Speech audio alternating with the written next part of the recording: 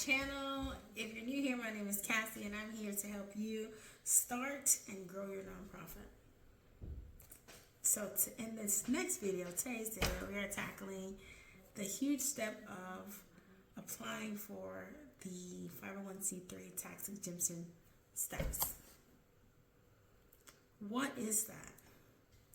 This officially allows your nonprofit to receive tax-deductible donations and grants, which you need in order to fund the projects that you are going to do in your community.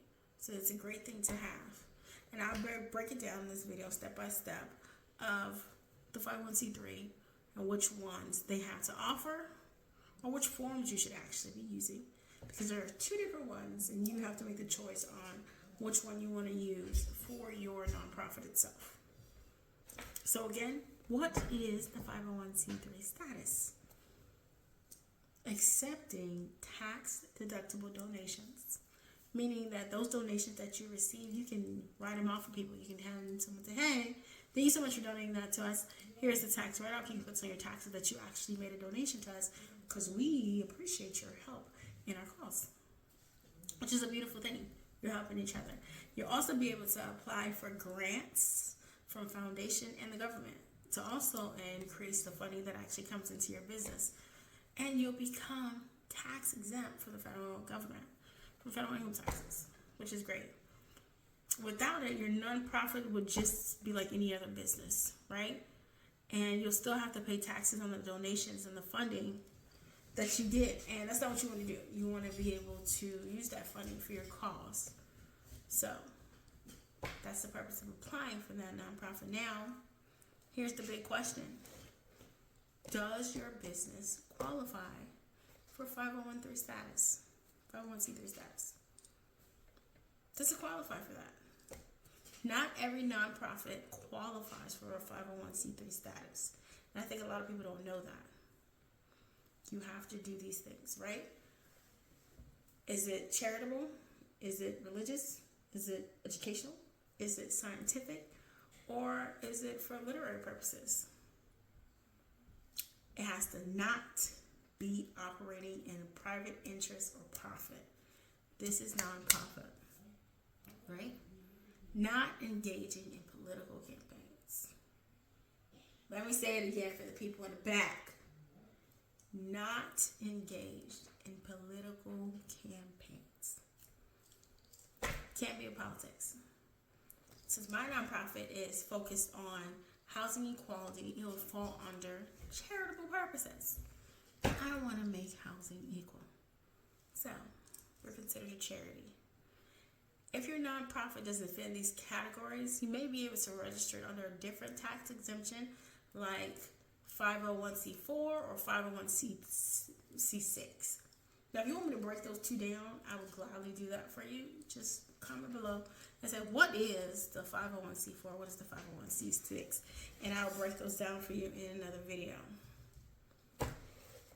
Now that you see that you are officially a nonprofit, you're a charity. Now you have to choose which form fits your nonprofit. There are two different kinds. There's the 1023 form, and then there's the shorter form, the 1023 easy. You might wonder what's the difference between these two forms, because there is a difference. 1023 form is the long form. It's for nonprofits that expect to make over $50,000 per year.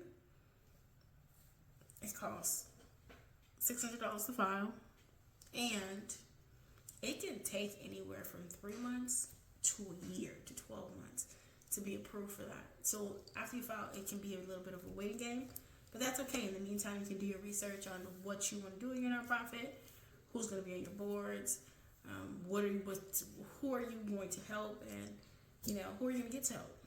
How are you going to campaign? And the short form, which is a 1023 easy, is for nonprofits that expect to make less than $50,000 a year. There are a lot of them. They say, oh, we're going to start, but we're not going to start big. And that's okay. If you want to start small, start small. The cost is $275 to file. It takes 2 to 4 weeks for approval. And Let's say you decide later on that the easy is not what you want. You can always update it back on the government and let them know that you made more than that, and they'll be able to change your status. Now that you've made a decision on which one you're going to actually use, whether it be the 1023 easy or the 1023 long form, you have to file for it. Where do you do that? You go to pay.gov, you search for the 1023 easy, or you search for the 1023. This is the 1023 easy. So you search for the 1023 easy if that's the form that you're going for, and you'll enter your nonprofit name, your EIN, your mission statement, answer the IRS eligibility questions, and you'll pay that filing fee of $275. Make sure you double check your information to make sure that there are no errors, and that way there won't be any delays in you getting your nonprofit. So there are common mistakes that cause rejection of the 501c3s, and here are just a few to avoid. You want to make sure you're not leaving out your board of members. You must have at least 3 directors. You also need to make sure that you have a strong mission statement. They want to know what you're doing. They want to know who you're doing it with. And, a mission statement is good. That way your mission is clear. People know this is what you're doing, this is what you're planning to do with the funds that you get, and why you want to be tax exempt. So make sure your mission statement is strong. If you need help with your mission statement, reach out. I'll do my best to assist you with a mission statement because I love to write. And if you need someone to put your thoughts on paper, I'm your girl.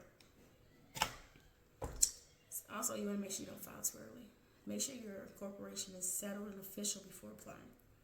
Slow down just a little bit. Slow down just a little bit.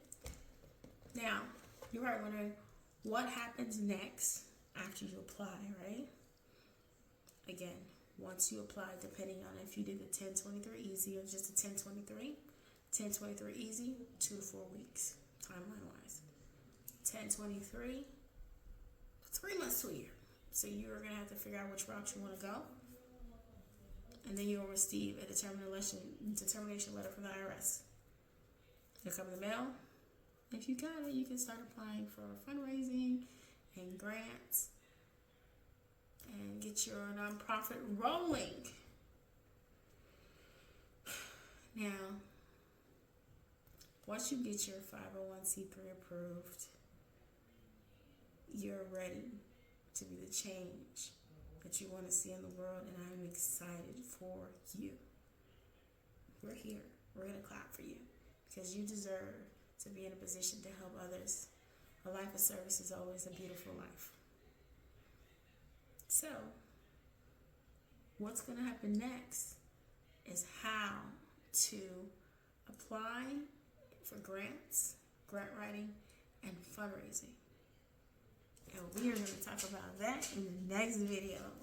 Thank you so much for watching this video all the way through. Again, I will be happy to help if you have any questions. Drop a comment. Don't forget to like, subscribe, and turn on those notifications so that you can have access to the next episode when I drop it. Appreciate you. I'll see you in the next video. Let's talk about this fundraising.